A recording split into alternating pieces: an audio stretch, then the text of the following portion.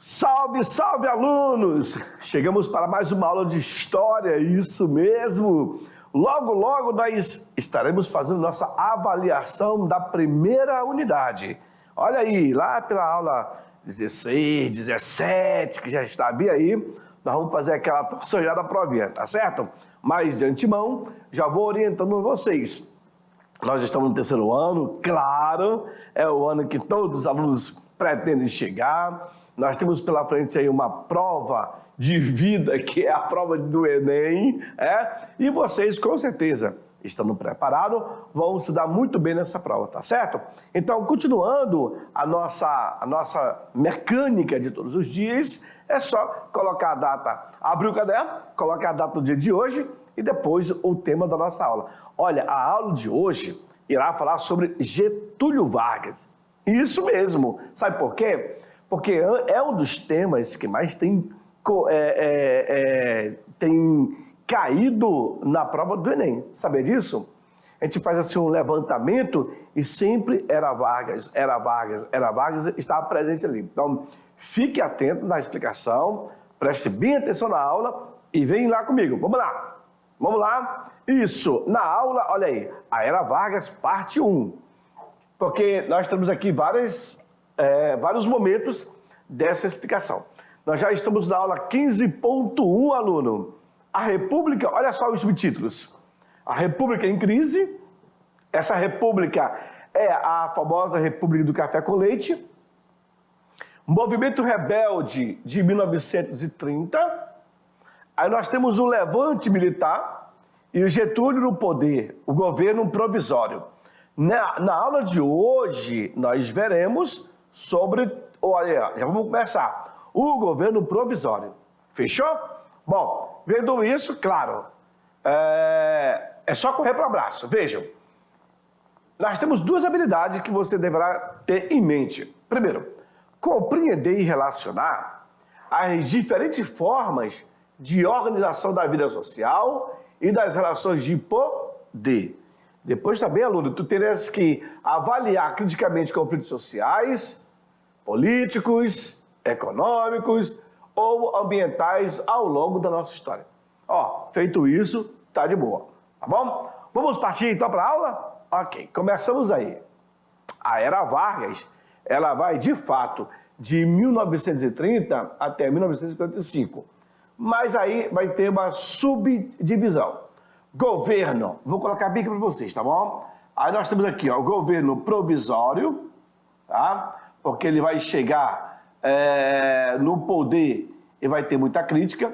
Governo provisório, aí eu tenho o governo constitucional, quando através da Constituição ele acaba assumindo, e o governo do Estado Novo, ou ditatorial, tá bom? Esses três momentos que Vargas irá governar o Brasil. Fechou? Então vejamos. No dia 3 de novembro de 1930, no Palácio do Catete, o poder foi entregue a Getúlio Vargas, considerado aí o chefe político do movimento de 1930.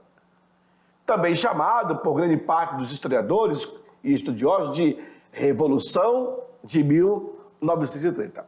Bom, eu já vou logo adiantando que esse termo utilizado lá atrás, Revolução de 30, esse termo aqui não vai existir.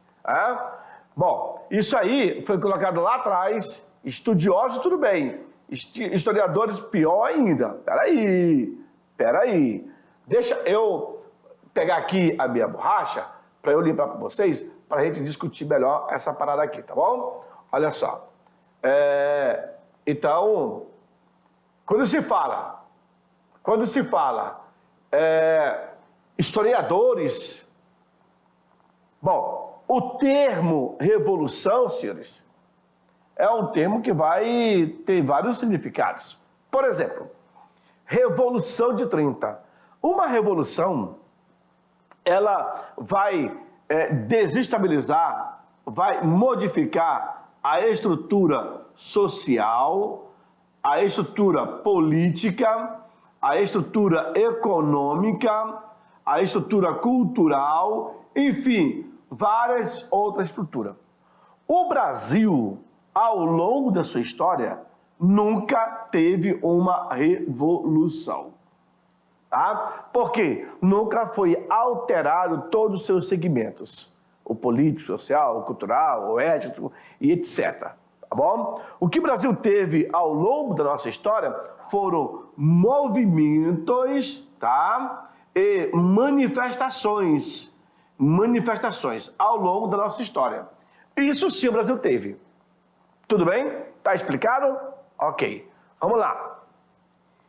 Tinha início uma nova etapa da história do Brasil, que seria marcada pela política do líder gaúcho.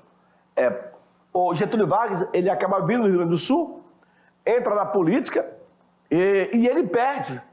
Tá? Só que vai haver a morte do seu vice-presidente, que é o João Pessoa, começa então a aumentar o movimento, aí é quando o exército entra e dá a Getúlio o direito de governar. Por isso que muitos falam que foi através de um golpe que ele chega ao poder. Nessa época, se estendeu até 1945, ou conhecido como a Era Vargas. Vargas, então, entra em 1930 e vai até 1945. Depois ele retorna em 1950, né, 51, 52, e se suicida em 54. Basicamente, Getúlio Vargas ele vai passar 19 anos no poder. Esse período vai ser chamado como um período getulista. Durante esses 15 anos, ocorreram significativas transformações sociais e econômicas no país. E, de fato, quando ele deixa o poder, o Brasil já estava parcialmente estruturado nas suas indústrias, na economia, enfim, estava bastante avançado. E quem foi o responsável por isso? Getúlio Vargas. Boa parte de tudo que ele deixou, depois vai ser questionado. Hoje, por exemplo, na atualidade. Vejam, aí nós temos a divisão desse governo. Governo provisório de Vargas vai de 1930 a 34. Provisório por quê? Porque ele chega no poder mediante um golpe, não foi através de revolução, coisa nenhuma, e mesmo assim São Paulo não vai aceitar, e em 1932 vai acontecer a Revolta Constituinte. São Paulo vai querer, na verdade São Paulo pega em arma para confrontar o Brasil, o exército brasileiro, e vai ter mais de 30 mil pessoas que irão morrer.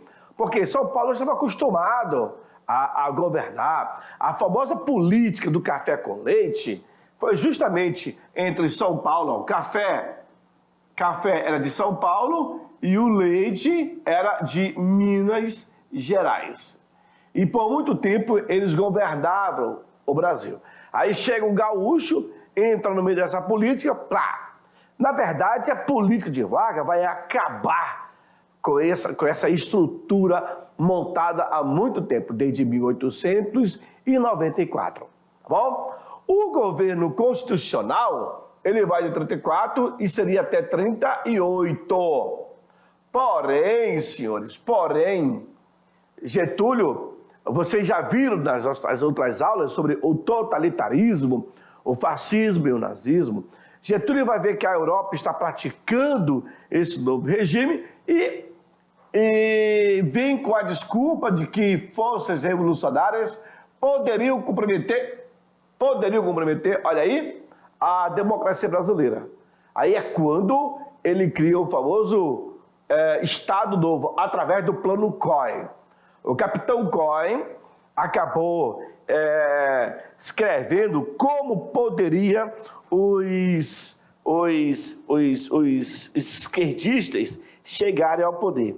E nisso, ao escrever, ele pega viagem da maionese, né?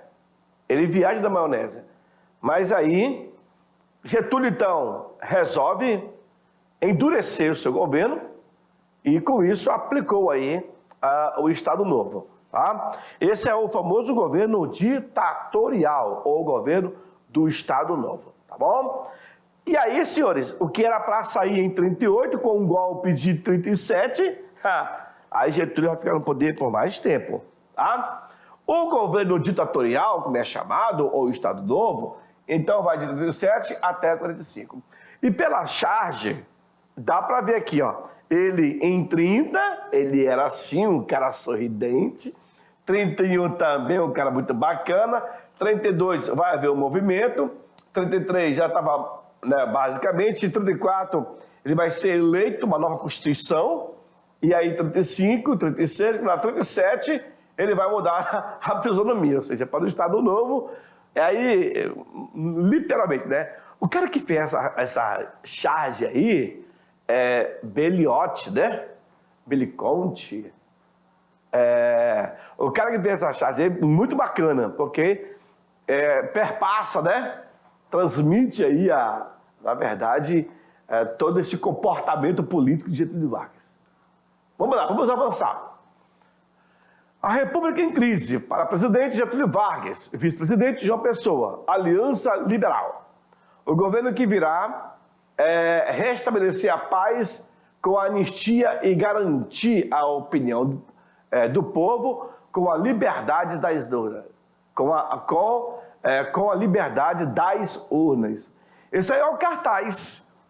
É o cartaz que Getúlio Vargas, a equipe dele, política, acabou fazendo quando ele vai concorrer para a eleição. Então, cara, eles trabalharam muito nesse sentido de pegar uma frase, um momento que pudesse agradar ao povo, né? E, de fato, isso ele consegue. Porém, nem toda a situação é favorável a ele. No ano de 1930, nós já vimos lá atrás em outra aula também, sobre a queda da Bolsa de Nova York. Foi difícil para os cafeicultores brasileiros. Lembram? De acordo com o historiador Boris Fausto, o volume de vendas do café caiu. Lembram? Mais de 35% naquele ano. A principal causa da queda das exportações foi a crise mundial do capitalismo, que vocês viram e eu expliquei em uma aula lá atrás. Para piorar a situação, nesse ano, houve uma super safra. Se não me falha a memória, foram mais de 8 milhões de sacas de café que o governo mandou tocar fogo.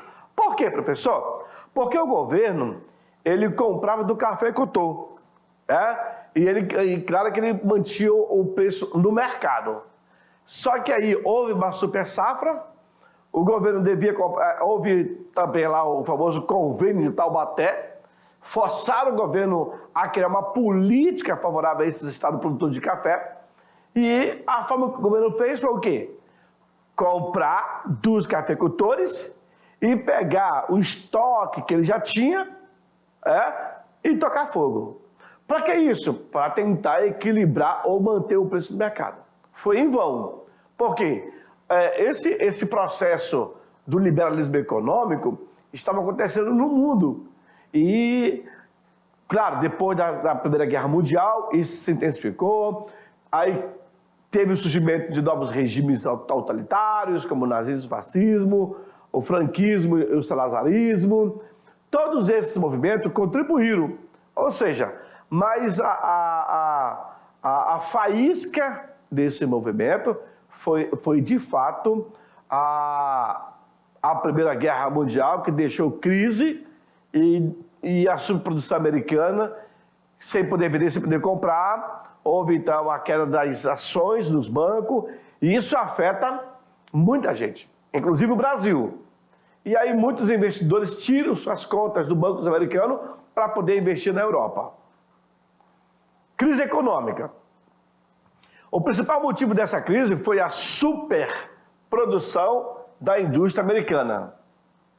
Ela vai crescer além da necessidade do mercado interno e internacional.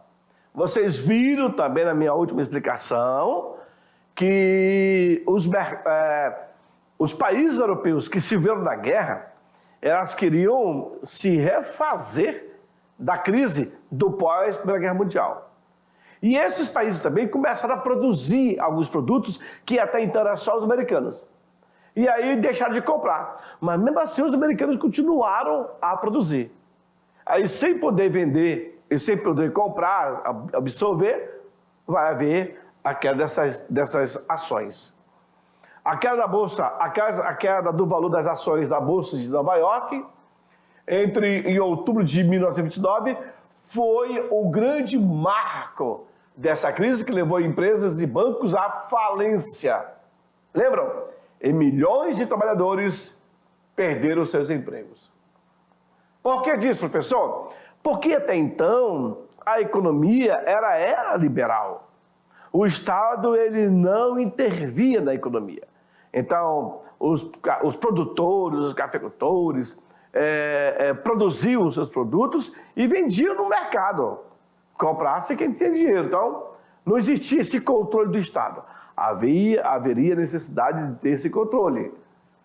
Houve queda no consumismo, porque o preço está alto, e com a redução das vendas, os comerciantes americanos reduziram também as compras. Isso vai afetar a economia de várias nações, que depende das importações dos Estados Unidos. Então, assim, vai ser uma escala de perda, né? Quem produz passa a não produzir mais, cai a produção, cai o consumo, o dinheiro começa a sumir do mercado, enfim, isso vai afetar todo mundo, tá bom? Então, esse problema ele vai acontecer em vários países. E era necessário descobrir como reinventar essa dinâmica. Qual o tempo levaria para poder haver uma reação? E qual era o tempo certo? O tempo certo é que com o passar do período, as coisas vão ter que ir clareando, né? Melhorando. E isso tudo eles irão pensar, eles irão fazer. O Brasil, por exemplo, deixou de vender milhões de sacas de café para o mercado americano, viu aí? Causando um desastre econômico para a economia brasileira, o que vai levar muitos cafeicultores à falência. Isso no Brasil. Além de levar à falência, muitos irão se suicidar. Por quê, professor? Porque as dívidas estavam batendo na porta. Não tem dinheiro. E aí? Os negócios estavam indo de mal a pior. Fazer o quê? Era no café que estava investida a maior parte do capital das elites econômicas brasileiras. Por isso que o governo vai ter que ter um olhar especial para esse grupo. Ninguém queria saber se o problema estava nos Estados Unidos, se afetou a Europa, se foi após a Primeira Guerra Mundial. Mas a guerra aconteceu foi na Europa. Não, mas repercute aqui. Atualmente, a guerra da Ucrânia não tem afetado indiretamente, até diretamente, o consumidor brasileiro? Pois é. A gasolina, o preço dos alimentos. Antigamente você ia com R$20 à feira, você trazia muita coisa. Hoje tu não traz nada. Hoje R$50 não dá mais nada também. Então, 100, você ainda faz uma gracinha. Então, tudo isso é uma consequência de uma crise que acaba repercutindo em outras nações. Vejam, a crise política, o enfraquecimento econômico dos cafeicultores também significou o declínio do seu poder, o poder dele na política, contribuindo para essa estrutura de base política que sustentavam a Primeira República. Isso se manifestou nas eleições de 1930, no momento da indicação do nome próximo para o próximo ser presidente, o nome do próximo presidente. E aí, quem é que vai correr esse risco? Quem é que está bem das pernas? Quem é que tem recurso para trabalhar? É por isso que Getúlio Vargas, ele entra nesse cenário. porque aqueles que tinham mais condições perderam. Então, o único jeito agora é trazer um outro nome, quem sabe? E esse nome, então, é apresentado. Houve um movimento rebelde de 1930 que não aceitavam que Getúlio pudesse assumir, e vamos lá. Júlio Prestes é o cara que vai conduzir isso. Olha só, Júlio Prestes, ele saiu vitorioso das eleições presidenciais, que foi realizado em 1º de março de 1930. Seu principal adversário, o candidato da Aliança Liberal, Getúlio Vargas, foi derrotado. Portanto, senhores, os líderes da Aliança Liberal, que eram gaúchos, mineiros e paraibanos, recusaram-se a aceitar o resultado, afirmando que a vitória de Júlio Prestes era uma fraude. E agora? Gaúchos, mineiros e paraibanos. Olha lá, gaúcho, mineiro e paraibano. Lembra que Minas vai romper com São Paulo. Minas, então, estabelece o nome de Getúlio como o principal candidato, né? E nisso, ele acaba não ganhando. Júlio Prestes ganha a eleição, mas o grupo mineiro, paraibano e Getúlio, eu vou dizer que foi fraudada a eleição. Tudo bem, não vão aceitar que Júlio Prestes venha a assumir. O que vai acontecer? É difícil saber qual dos dois lados utilizou mais violência e que também praticou mais fraudes durante o período daquele processo eleitoral. Mas o grupo que qual participava, a oligarquia paulista, foi mais eficiente nos métodos empregados e conseguiu eleger Júlio Prestes, que obteve aí 59% dos votos, enquanto Getúlio Vargas atingiu apenas 40%. Então, se eu tenho Rio Grande do Sul, eu tenho Minas Gerais e eu tenho a Paraíba, que se juntou no nome de Getúlio Vargas. Do outro lado, eu tinha São Paulo, que acabou colocando Júlio Prestes, tá bom? Os dois lados, senhores, fizeram fraudes. Muitas fraudes. Os dois lados conseguiram driblar a fiscalização. Os dois lados fizeram o jogo sujo. Porém, São Paulo foi muito mais eficiente. Na verdade, São Paulo já era cabra criada. São Paulo conseguiu aplicar o maior número de fraude. E com isso, eleger com 59% Júlio Prestes. Mas Rio Grande do Sul, Minas Gerais e Paraíba não vão se dar por vencido. Getúlio só teria alcançado 40%. É isso que dá, né? O feitiço virou contra o feiticeiro. E olha que Minas Gerais já sabia dessas práticas de fraudes. Vejamos. Nesse meio tempo de não aceitação, vai ocorrer a morte de João Pessoa, que era o vice-presidente. Vice-presidente. Ele era o vice de Getúlio Vargas. Olha aí. O grupo de Getúlio não estava aceitando. Vivo não te venceriam, morto não te vencerão. Olha só. Essa é uma frase. Vivo não te venceriam, morto não te vencerão. Rapaz, a morte de João Pessoa foi o estopim para que a sociedade se solidarize.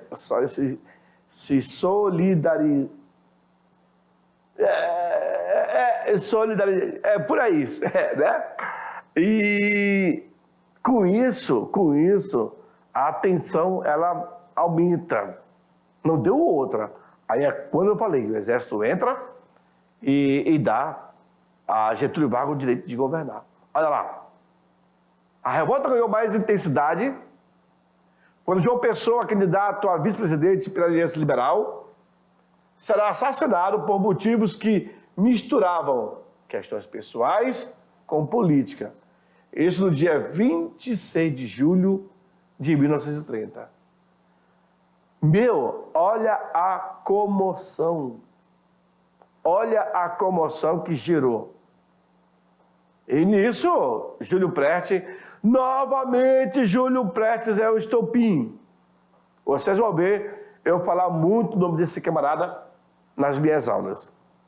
O clima de revolta após a eleição presidencial de 1930 foi aumentando em várias regiões do país, envolvendo aí diversos grupos sociais, sendo eles operários, os militares, os profissionais liberais e tantos outros.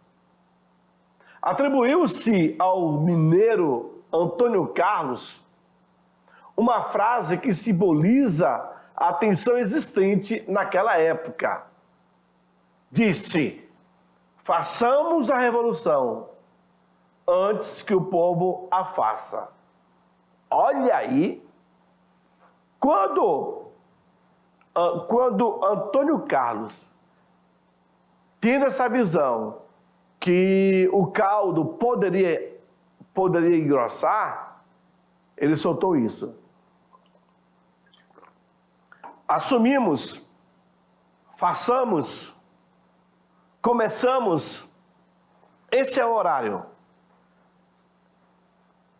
Ao assumirmos esse movimento, ao começarmos esse movimento,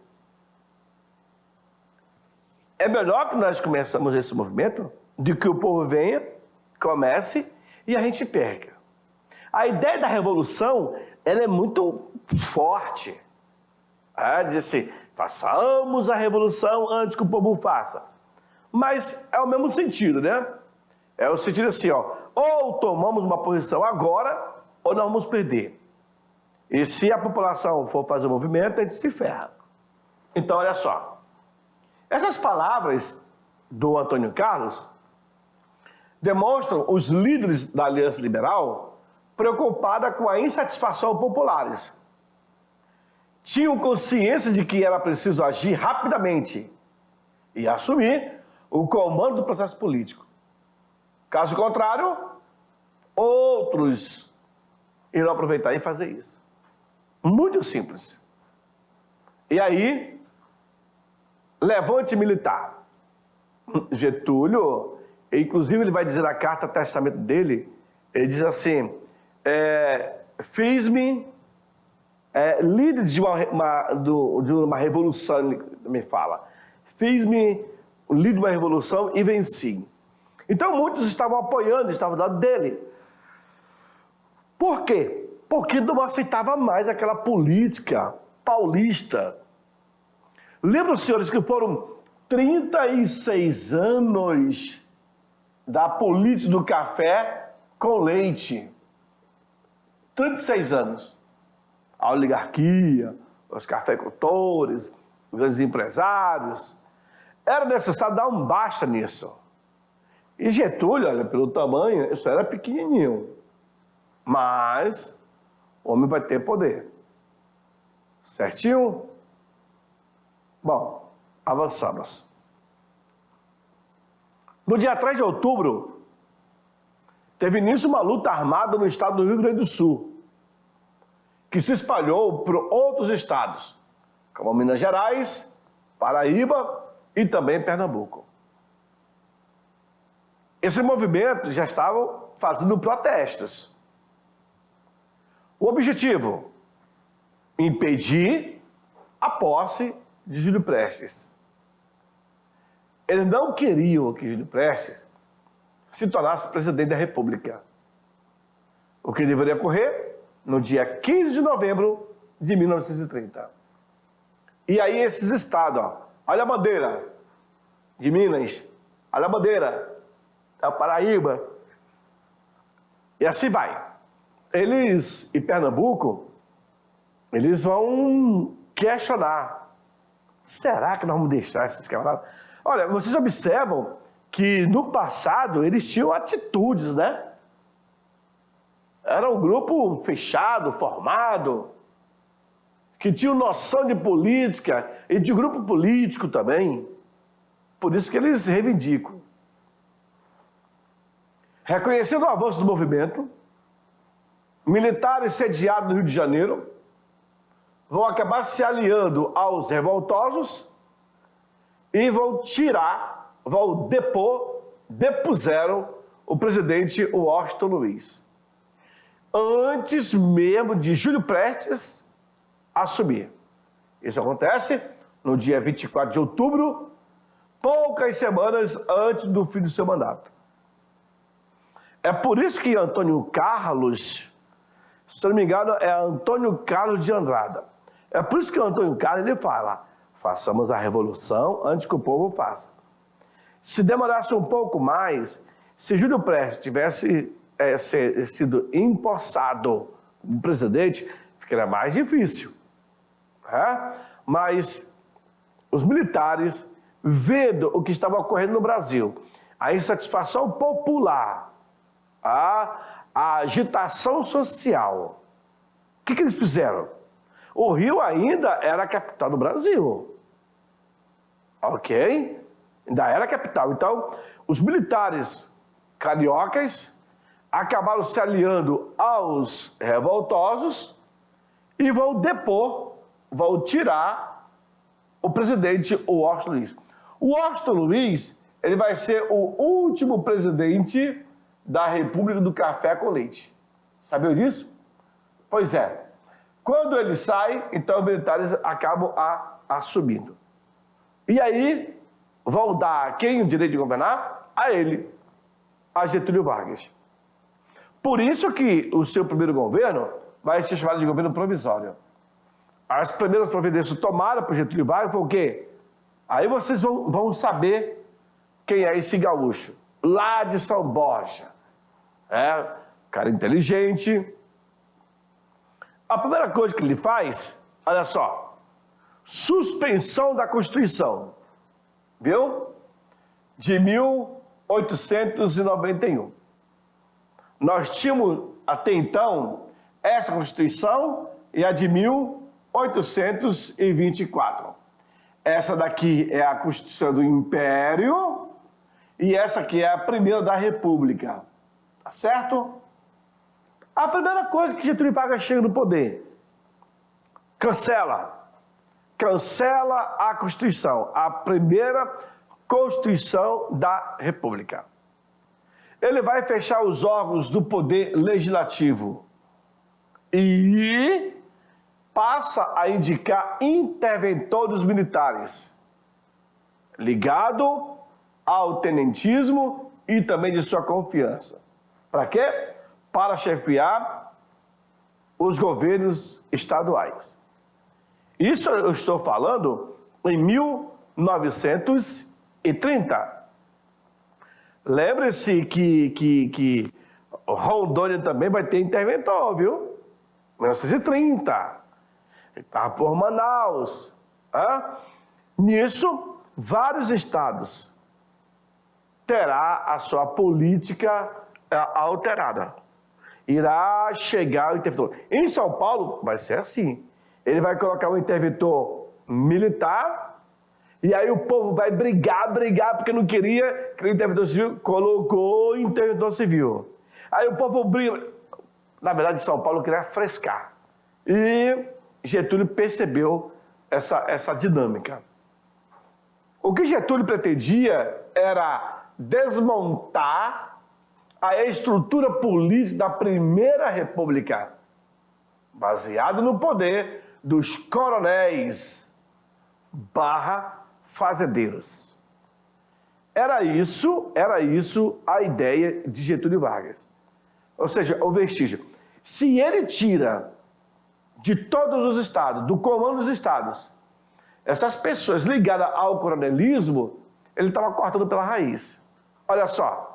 Os interventores acreditavam que em pouco tempo eliminariam a força dos grupos políticos tradicionais. Aí eu estou falando de São Paulo. não eliminaram, mas conseguiram reduzir o poder dos seus representantes. Ou seja, foi um golpe que Getúlio vai mexer na estrutura. Perceberam? Getúlio mexe na estrutura governamental, tirando aqueles que são influentes, ligado à velha política do café com leite. Tudo que ele não queria. Tá certo? Por isso que sempre era rodeado de pessoas que o convenciam, que o orientavam, assessores, observadores. Getúlio Vargas foi um cara muito inteligente. Não é à toa, senhores, que em 1930 é o governo provisório, ele vai reestruturar tudo isso, e depois o governo constitucional, logo ele vai fazer a próxima Constituição, a de 1934. Ele cria duas Constituições, depois da de 37 também, que é voltada pela polaca, né? Da Polônia. Tá? Então, ele vai sangrar aqui, ó, ele vai sangrar esses pontos. Suspende a última Constituição, ele fecha os órgãos do Poder Legislativo e indica interventores militares para os governos estaduais. Há 3 pontos que ele vai recorrer, e consegue. E aí, tudo que ele queria era acabar com essa influência partidária aí dos coronéis, dos fazendeiros e etc. Né? Vejam, os interventores, eles acreditavam que em pouco tempo iriam eliminar a força do grupo político. Aquele político tradicional, aquele que sabia fraudar, que sabia desviar e ganhar a eleição. O caso de São Paulo, né, era muito esperto. Não eliminaram, porém conseguiram reduzir em bom tamanho o poder dos coronéis ou desses representantes. Tá certo? Por isso que o Getúlio fala: fiz-me chefe de uma nação, fiz-me chefe de uma revolução e venci. Ele venceu. Certinho? Bom, senhores, Getúlio Vargas, essa aí é a nossa primeira aula. A Era Vargas, parte 1. Nós temos a Era Vargas, parte 2, parte 3, se não me falha a memória. Eu oriento a te dizer, Getúlio Vargas, de toda a nossa história brasileira, o cara que vai passar 19 anos no poder, vai deixar muita coisa. Por isso que vários concursos públicos, por isso que no Enem sempre se cobra assunto relacionado à Era Vargas. Então, se você souber dividir o governo provisório, que vai de 30 a 34, governo constitucional, que vai de 34 até 38, governo do Estado Novo vai de 37, porque aí um ano antes ele consegue dar um golpe, né? Vai de 37 até 45. E depois o Getúlio Vargas retorna em 51 e se suicida em 54. Tá? Durante esse período do governo, muitas transformações ele irá fazer e acontecer no Brasil. Por isso que se deve muito à política adotada por Getúlio Vargas. E eu, novamente, oriento você. Estudem, leiam tudo sobre Getúlio Vargas. Ele é o ícone da nossa história, tá bom? Agora é o seguinte, eu vou para um pequeno intervalo, mas daqui a pouquinho eu volto para fazer aquela revisão de 5 minutos. Não saia daí, é muito rápido. Já estou de volta. Tchau, tchau.